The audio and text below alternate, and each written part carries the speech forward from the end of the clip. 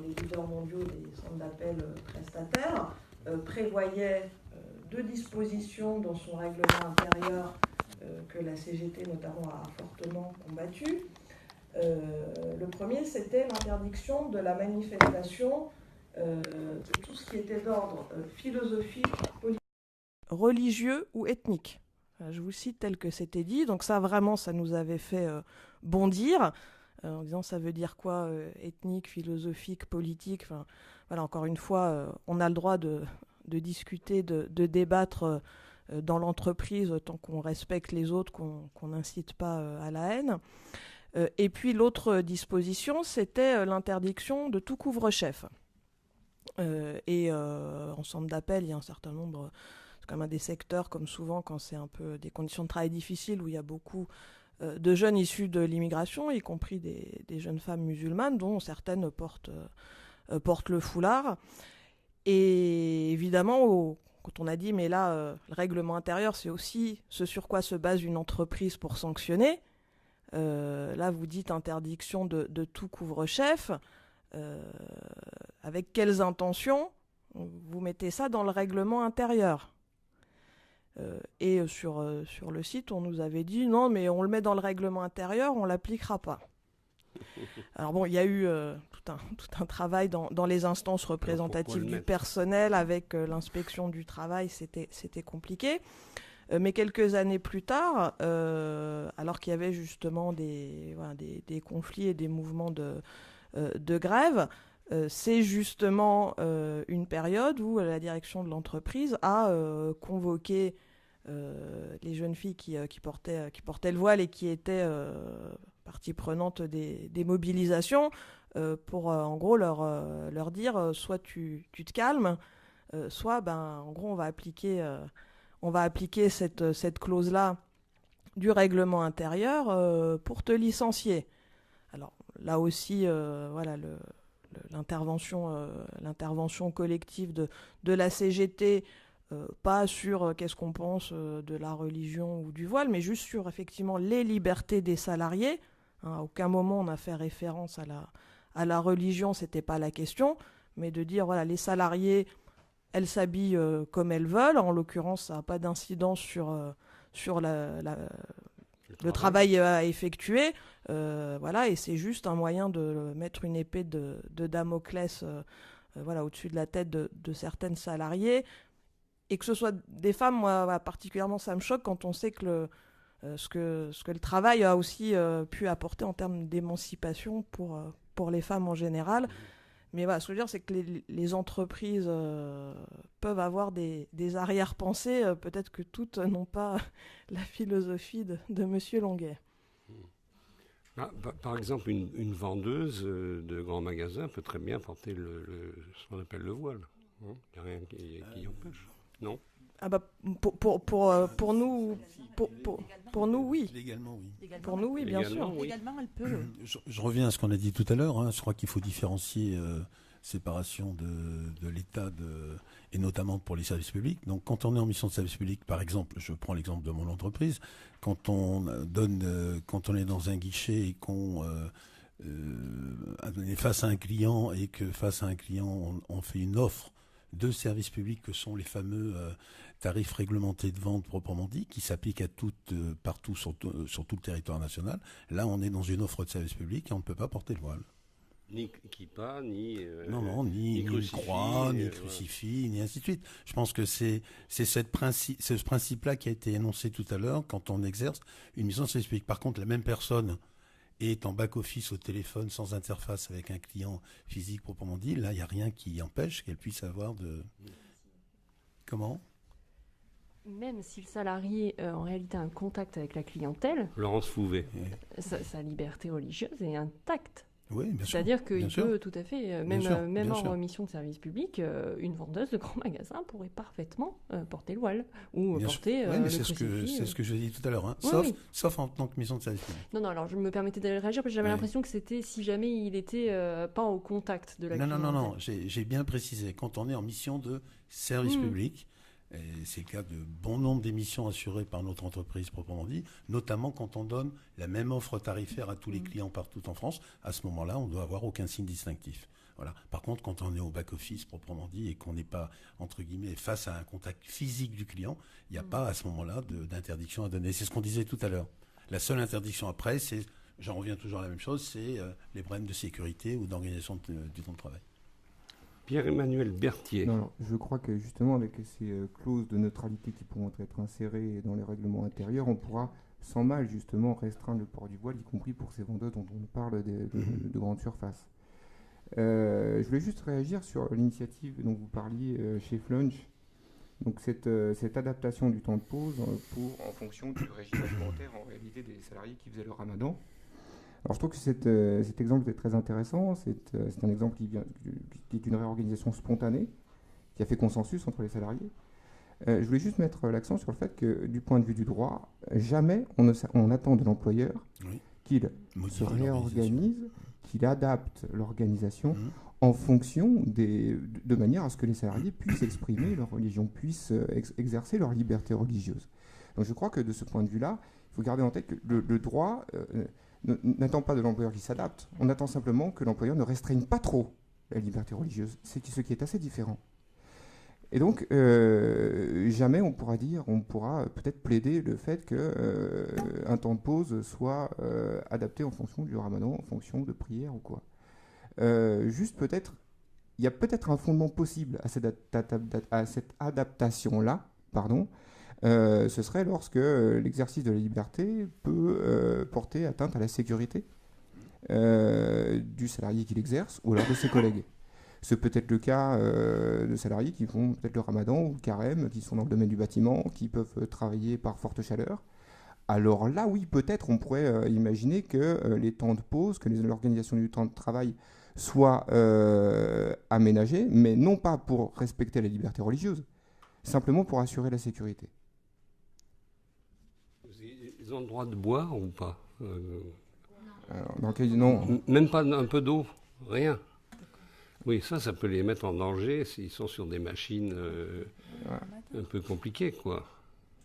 Mais ici, on ne serait plus sur le terrain de la liberté religieuse pour obtenir ce type d'aménagement-là, mais simplement de la sécurité au travail. Sécurité, santé au travail. Les libertés de façon générale n'imposent rien en termes de réorganisation à un employeur. D'accord. Après, moi je voudrais préciser quand même, parce que des fois j'ai été questionnée là-dessus, sur le fait de dire, défendre la liberté de conscience, je voudrais qu'il n'y ait pas d'amalgame, surtout par rapport à certains auditeurs de la CGT qui nous écoutent. La CGT ne défend pas les religions. Voilà.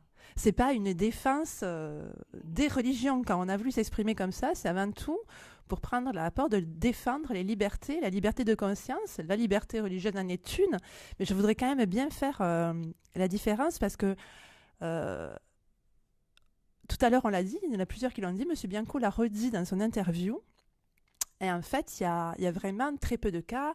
Mme Fouvet l'a dit aussi sur les affaires qui peuvent arriver dans des conflits à un niveau de justice, que ce soit en cour d'appel ou même après en cour de cassation. Là, c'est encore plus rare. Il y a très peu de cas. Donc, voilà. Moi, je veux quand même insister sur ça, quoi. C'est la défense de la liberté, oui, voilà. Enfin, c'est le point de vue de la CGT là que j'exprime. Hein. C'est la défense des libertés, ok. Mais c'est pas pour autant que on veut défendre favoriser favoriser les religions ou les mettre un peu en exergue dans la société. Tout ça, parce que c'est vrai que je le disais au tout début, mais j'insiste là-dessus. Dans un collectif de travail, c'est pas par rapport à ça que le collègue il va travailler ou qu'il juge son collègue de travail quotidien, voilà. Donc je voudrais à la fois relativiser et à la fois insister sur le fait que c'est vraiment pour nous la défense des libertés, de toutes les libertés, parce que le principe de neutralité, on l'a abordé comme ça, c'est la remise en cause de libertés individuelles et de liberté collective aussi, puisqu'une atteinte aux libertés individuelles affecte forcément la liberté collectivement aussi, de pouvoir se défendre à un moment donné. Et ça peut représenter un danger, même s'il y a des employeurs, je suis consciente que tous les employeurs ne vont pas sauter sur cette occasion-là pour remettre ça en cause et créer, parce que ça peut créer plus de soucis, créer même des clivages entre salariés qu'ils n'ont pas au départ. Donc je pense que tous les employeurs passent là-dessus, mais c'est quand même un danger et c'est sur ça aussi qu'on voulait alerter. Et moi, ce que je trouve intéressant dans l'exemple de Flunch, c'est pas tellement le prétexte qui a conduit à ce qu'il y ait eu un réaménagement de l'organisation du temps de travail, c'est de montrer que l'employeur, il peut, et des fois il le peut dans l'intérêt des salariés, parce que les employeurs le font très souvent au nom de la compétitivité, la productivité, etc. Mais pour nous, c'est important aussi que les intérêts des salariés dans leur globalité et leur diversité, ça puisse être fait. Et c'est un peu, moi, dans ce sens-là que je dis, ce sujet-là, il permet de réfléchir à des droits ou des avancées qui peuvent bénéficier à tout le monde. Ça veut dire qu'à un moment donné, c'est possible de raisonner à partir du vécu au travail et des besoins des salariés, pas juste la course à la productivité. Et en tant que militant CGT, pour nous, c'est évidemment important. Alors, ces règles sont valables pour tout le monde, quoi. C'est-à-dire que les pratiquants des différentes religions doivent aussi bien avoir en tête qu'ils ont à respecter tous ceux qui par exemple, des gens qui viennent du même pays qu'eux, par exemple, d'un pays où la religion musulmane est une religion d'État pratiquement, et qui sont en France et qui ne pratiqueraient pas le ramadan, ils n'ont pas un mot à dire. C'est vrai aussi dans ce sens-là. Le respect de la liberté de ne pas pratiquer. Bien sûr, oui. Voilà. Parce que ça arrive quand même. Je connais des exemples qu'on me remette en cause aussi cette liberté-là, de ne pas pratiquer. La liberté d'opinion permet aussi à chacun d'avoir un commentaire sur une pratique ou une non-pratique religieuse. Si on regarde en réalité les règles qui ont cours en droit du travail, elles sont de deux types. C'est d'une part permettre à la liberté religieuse, comme d'autres libertés, mais de permettre à la liberté religieuse d'entrer dans l'entreprise, mais sans que ce soit favorisé, sans que ça exige de l'employeur qu'il procède à des aménagements. Après, ça peut se faire en tout bon sens, en toute bonne intelligence, comme vous l'évoquiez, mais en tout cas, du point de vue du droit, rien ne l'impose à l'employeur.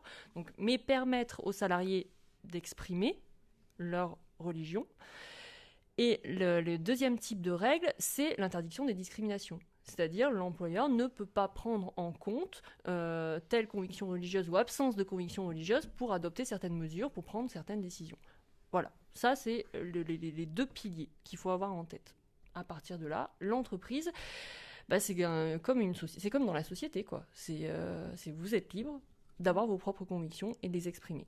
Sauf, dorénavant, dans les entreprises qui comprendront des clauses de neutralité où là, la chose sera différente. Juste, alors vraiment, ce que je ne sais pas, quelle est la réponse, un musulman très pieux qui voudrait pratiquer les 5 prières. Alors, pendant son temps de travail, il doit exécuter sa prestation. Si ensuite il dispose de temps de pause, le temps de pause, par définition, c'est un temps pendant lequel il n'est pas à la disposition de son employeur et il peut librement vaquer à ses propres occupations. Dans ce cas-là, s'il entend prier, il prie.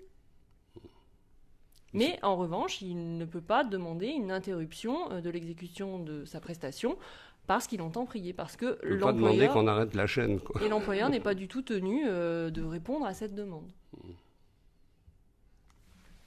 Alors juste, même les prières en temps de pause, avec ces clauses de neutralité, pourraient être interdites également. Hein. Si le règlement intérieur interdisait de manière suffisamment générale et pas disproportionnée les prières au travail, on peut aussi imaginer que ces prières-là soient interdites dans l'enceinte de l'entreprise, y compris durant les temps de pause. Ça aussi, c'est une avancée possible, enfin une avancée, non, plutôt une régression, je pense, pour l'exercice des libertés, qui serait imputable à ces nouvelles dispositions issues de la loi travail et ces clauses de neutralité. Et est-ce que le nouveau gouvernement manifeste le désir de légiférer sur ces choses-là ou n'a rien dit encore, pour l'instant, à votre connaissance? Alors, on attend le discours de M. Macron sur la laïcité. Oui, c'est vrai. Il est reporté depuis quelques mois, donc il s'est déjà exprimé. pendant la campagne, et il s'est exprimé différemment en fonction souvent des situations qu'il a vécues. Quand il est allé devant le Congrès américain, il a un peu mis en avant le communautarisme. Quand il va devant les évêques, il s'exprime autrement sur la séparation de l'Église et de l'État, par exemple.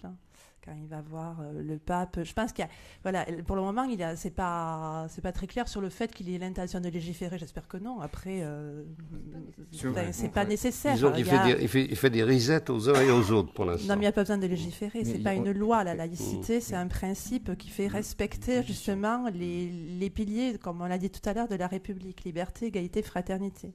Donc en fait, il n'y a pas besoin de légiférer. Il y a déjà des cadres juridiques qui ont été décrits. Et encore là, on est resté plutôt quand même dans la discrimination, sécurité, donc beaucoup code du travail. Mais il y a différents cadres juridiques, même au niveau européen, qui prévoient quand même la défense des libertés individuelles. Oui. Donc il n'y a pas besoin de plus que ça, quoi. Et plus on légiférera, plus ça crée, à mon avis, plus ça crée des crispations, plus ça met en avant les discours parfois contradictoires sur la laïcité, parce qu'on parle de formes de laïcité ouverte, fermée à moitié. Enfin, il y a des règles. Nous, on est assez pour essayer. Loi 1905, voilà. Loi 1905. Séparation de l'Église et de l'État. Exactement. Ouais. Elle a permis, quand même, à travers des décennies, de traverser et d'assurer un équilibre sur ces choses-là. Voilà, après, il y a que ils vont décider, et il s'exprimera certainement un jour, peut-être moins en fonction de à qui il parle. Il y a des lois aussi, on a vu, il y a eu le mariage pour tous. C'est vrai qu'il y a des phénomènes à des moments d'éruption du religieux, on va dire, dans la sphère politique qui se sont manifestés, et c'est comme ça souvent que le débat il est revenu dans la société. Il y a eu le mariage pour tous, où il y a eu un débat, une éruption, on va dire, de nouveau du religieux dans la sphère politique. C'est là la limite dans la loi de séparation de l'Église et de l'État. Voilà, des fois, on ne sait pas trop comment... Là, il y a une loi sur la bioéthique aussi qui était en préparation. Et on voit bien, ça s'adresse aussi à des, pour certains, on va dire, à des fondements un peu religieux ou à des pensées religieuses qu'il faut peut-être ménager pour essayer de faire avancer des lois. Donc ça, après, il s'exprimera, mais je pense qu'il vaut mieux avoir une position claire, assez nette et... Moi, je suis tout à fait d'accord avec vous. Je crois qu'on a déjà trop légiféré sur la question. Mais qu'avec la loi travail, déjà, la loi travail est déjà de trop. Le dispositif qui permet la défense des libertés avec une certaine mesure dans l'entreprise existait déjà. Il y a déjà un avis de la Cour de cassation qui avait été rendu en ce sens, en disant mais on n'a pas besoin de législation supplémentaire. Les dispositifs existent déjà. Ce qui est d'autant plus critiquable, c'est que dans le langage courant, toutes ces législations-là, ces réformes-là sont imputables à la laïcité. Mais on n'est plus en train de parler de laïcité, là. Pas du tout. La laïcité, si une neutralité il y a, s'impose à l'État, comme on l'a dit. Elle ne peut pas prendre des faveurs d'une religion. Elle n'est pas là pour réduire au silence toutes les religions, y compris celles de personnes privées. Quand on vous entend, là, on se dit, comme dans d'autres domaines d'ailleurs, tout ça est très, très fragile. Et en même temps, on a une chance infinie de vivre dans un pays qui a pu, grâce à son histoire, mettre en place un système aussi fin, aussi intelligent, aussi équilibré. Mais il ne faut pas grand-chose pour que ça se casse la figure. C'est bien ce qu'on vient de dire. C'est l'instrumentalisation, notamment politique, et le côté effectivement l'emballement des fois médiatique, autour d'un terme qui effectivement des fois n'est pas concerné par la question. Et effectivement, ce terme-là est devenu celui d'une bataille politique. J'en reviens à ce que je disais, notamment le fait que l'extrême droite ait tenté de se réapproprier ce mot-là.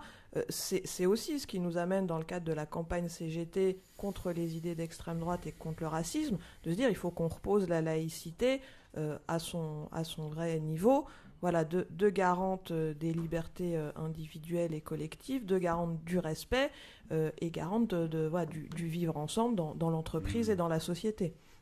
Moi, je voudrais reprendre ce que vous venez de dire, parce qu'il me semble qu'il faut qu'on soit moins défensif. Il faut qu'on soit moins défensif. Il faut utiliser la laïcité comme un droit, finalement, qui nous permet d'exercer, chacun d'entre nous, chacun des concitoyens, sa liberté de penser, sa liberté de culte. On voit quand même que depuis le débat là qu'on a ensemble depuis 1h30, c'est parfois un peu compliqué d'y mettre des limites. Donc je ne crois absolument pas, comme ça a été dit par beaucoup, qu'il faille légiférer pour tout le monde pareil. Encore une fois, il faut oser en parler dans les équipes de travail. Quand quelqu'un peut maladroitement avoir franchi une limite qui gêne l'autre, on en parle. Et ça permet de s'ajuster, de travailler. Et du coup, en parlant, on désamorce ces questions-là proprement dit. Et on en fait, j'en reviens à ce que j'ai dit depuis le début, on en fait une force. Parce que du coup, on écoute l'autre, on le respecte. Et finalement, entre guillemets, l'équipe de travail devient plus forte. Je pense que ça, c'est un axe fort. Et je suis effectivement partisan qu'on ne légifère pas plus, mais qu'on respecte bien ces principes. Liberté de conscience, liberté de culte, séparation de l'État et de l'Église et des cultes. Ce qui est important pour nous, service public, parce que dans nos missions de service public, il faut que ce soit bien clair. C'est la seule différence par rapport à une entreprise que je qualifierais de droit privé, qui n'assure pas de mission de service public. Nous qui assurons une mission de service public, là, il y a une restriction. Quand on est là, il ne doit pas y avoir de signe distinctif pour ne pas gêner l'autre, proprement dit. Et à partir de là, ce sont des repères relativement simples, mais on voit quand même qu'on a besoin d'1h30 pour en débattre. Je suis pas sûr qu'une synthèse soit facile à faire. Donc ça veut dire qu'il faut que ces émissions, je pense qu'elles font avancer la compréhension, la discussion, mais il faut surtout continuer d'en débattre dans les équipes de travail. Et puis on vient de parler du fait religieux, mais je reviens à ce que j'ai dit en introduction, c'est qu'il y a plein d'autres diversités à accepter. Il faut accepter l'égalité homme-femme, il faut accepter les anciens et les plus jeunes, il faut accepter l'insertion du handicap, des personnes en situation de handicap dans l'entreprise, il y a les pratiques sexuelles, il y a plein d'autres diversités, et il faut se nourrir de ces diversités, parce que je crois que c'est ça qui fait la force d'une France multiple, de citoyens multiples, et surtout pas vouloir tout légiférer et faire une norme pour chacun. Oui, tout contrôler. Et j'ai envie d'ajouter, encore faut-il que les services publics, alors là j'insiste parce que j'ai beaucoup voyagé à cause de mon boulot, on a la chance infinie d'avoir des services publics remarquables. Et performants. Et performants. Et moi j'ai la fausse, franchement j'ai la fausse. Tant que les services publics, je pense comme le nôtre, je pense pour les 165 000 électriciens, tant qu'il est performant, il est sans risque. Aujourd'hui, nous avons, je me permets de faire un peu de publicité, mais nous avons une électricité qui est parmi les moins chères d'Europe. On le doit grâce au travail des électriciens. Donc, tant que ce service public-là, aujourd'hui, est performant, il ne peut pas être remis en cause. Florence Fouvet. Oui, je souscris assez largement à ce que vous dites, mais il est vrai que quand on regarde ce qui se passe du point de vue de l'adoption des textes, c'est la réforme de trop qui est intervenue, et surtout ça manifeste d'une tendance qui est peu rassurante. Qui est vraiment peu rassurante parce que quand on regarde ce qui se faisait en 1982 dans l'encadrement du contenu du règlement intérieur, ce qu'on cherchait à faire, c'est d'empêcher que le règlement intérieur empêche les libertés justement d'entrer dans l'entreprise. Là, ce qu'on a permis, c'est au règlement intérieur de sortir les libertés de l'entreprise. Au motif qu'il fallait peut-être encadrer davantage la liberté religieuse, mais le problème s'étend au-delà de la liberté religieuse, je l'ai déjà dit. Là, aujourd'hui, on a un dispositif dans le Code du travail qui va vraiment restreindre toutes les libertés d'opinion des salariés, qu'elles soient religieuses ou non. Et ça, c'est vraiment une tendance qui est inscrite dorénavant, qui trouve un support textuel. Et même si on peut espérer compter sur le bon sens de certains employeurs avec ces bonnes pratiques que vous décriviez, il n'empêche que le droit leur permet dorénavant d'empêcher un salarié d'être citoyen dans l'entreprise. Et je veux juste insister là-dessus, parce que effectivement, on peut encourager le dialogue, on peut être porté de très bonnes intentions, mais derrière ça, on a quand même un texte qui, lui, va pouvoir empêcher, qui va pouvoir limiter les libertés. C'est pour ça, si je peux me permettre, qu'au-delà des religions, on a voulu aussi prendre cette porte-là pour que les représentants du personnel dans l'entreprise, quand un règlement intérieur est discuté, et si le fait religieux, entre autres, est abordé, il faut y aller parce qu'il y a des syndicats ou des représentants du personnel qui hésitent à aller sur ce terrain-là, justement, du fait religieux. Et nous, on voulait leur dire, il faut y aller parce qu'à travers ça, on risque de remettre en cause d'autres libertés que la liberté religieuse. Et aujourd'hui, mais j'ai même envie de dire, même si c'est la liberté religieuse, il faut aussi y aller et ça regarde le syndicalisme également. Donc pas touche à nos libertés, exactement. Celle de croire et de pas pas touche, croire. Trop fragile. Pas touche à la République, pas touche au service public. Pas touche au service public. Performant, j'insiste. Performant, extraordinairement performant. Ça, je le répète. S'ils ont les moyens d'être performants, en principe, ils le sont. Parfois, ils le sont de moins en moins parce qu'ils ont de moins en moins de moyens. Oui, par exemple, dans le domaine de la santé. Ils ont de plus en plus de la santé, mais pas que. Hein. Tu sais, Marcel, il y a beaucoup de suppression d'emplois depuis plusieurs années, voire quelques décennies déjà, et c'est un peu le massacre dans la fonction publique. Ouais. Eh bien, il faut se battre. Et c'est ce qu'on fait. Il faut se battre plus nombreux, ça serait bien, si les auditeurs nous entendent. Il y aura d'autres batailles à mener encore sur d'autres sujets. On me dit qu'il y a 2000 auditeurs sur Facebook. Ah, c'est pas mal, hein? C'est pas mal. Ouais. Alors, ils ne s'expriment pas, ces auditeurs? Il y en a personne. Avant un match de foot Non. Ah oui, bien sûr. Nous sommes à 2 heures d'un match de foot extrêmement important. Donc, ils s'y préparent. Ils sont en train d'acheter des pizzas et des bières. Oui? Pas de Facebook? Alors, si, mais il reste très peu de temps. Donc, oui, la plupart des internautes s'expriment, en fait, peu sur la laïcité en entreprise, si c'était une question à laquelle vous avez répondu, M. Longuet, qui est de dire quelle sensibilisation il existe dans les entreprises, notamment Enedis, EDF. Donc, la question elle a été posée de cette manière-là. Et dans d'autres grandes entreprises où le racisme est latent, pareil. Hein. Donc, c'est les seules questions qu'on a sur la laïcité en entreprise. Sinon, c'est beaucoup de questions sur la laïcité dans la société, avec une constatation, c'est que les gens sont perdus, confondent bien des choses, confondent les religions, par exemple. Si une personne s'exprime en disant il faudrait un jour par religion, et puis le reste pour l'éducation populaire. Donc en fait, en saucissonnant les religions et le fait culturel, sportif, même sexuel parfois. Donc le vivre ensemble est perçu de manière complètement différente. Et voilà. Donc j'en reste là parce que je pense qu'il n'y a plus beaucoup de temps, quoi. Il reste 1 minute et demie si... Ça montre cette réflexion qu'il faut lutter aussi contre les amalgames, parce que c'est ça aussi, quand les gens ont dit qu'ils confondent beaucoup de choses. Et c'était peut-être aussi le terrain qui liait la laïcité à la campagne contre le racisme. C'est les amalgames que font certains, hein, je ne vais pas citer, mais que font certaines, dont entre autres l'extrême droite, on le voit aussi, à travers une religion, on peut facilement stigmatiser un individu, et du coup, ou à travers autre chose, hein, la pratique du sport, voilà, plein de préjugés aussi parfois, avec des étiquettes collées sur des individus, et qui entraînent...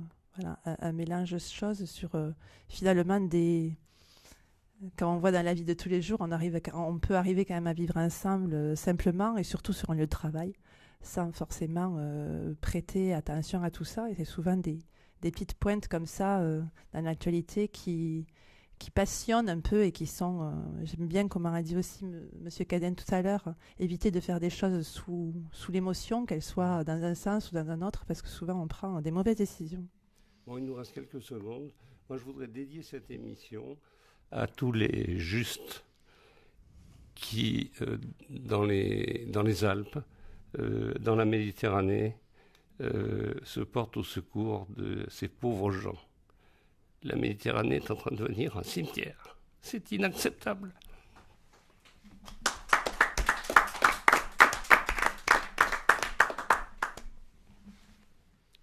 Vive la liberté. L'émission, je vais finir du coup parce que l'émotion, voilà, on parlait d'émotion et du coup l'émotion va reprendre dessus. Juste, j'ai fini. Je voulais dire que l'émission avait été présentée, tu as présenté tout le monde, l'émission avait été présentée par Marcel Tria, journaliste et réalisateur, adhérent à la CGT depuis de très nombreuses années, voilà. Et on le remercie d'avoir bien voulu animer cette émission avec nous et je pense qu'il y en aura d'autres sur d'autres sujets. Merci à tous. Merci. Au revoir.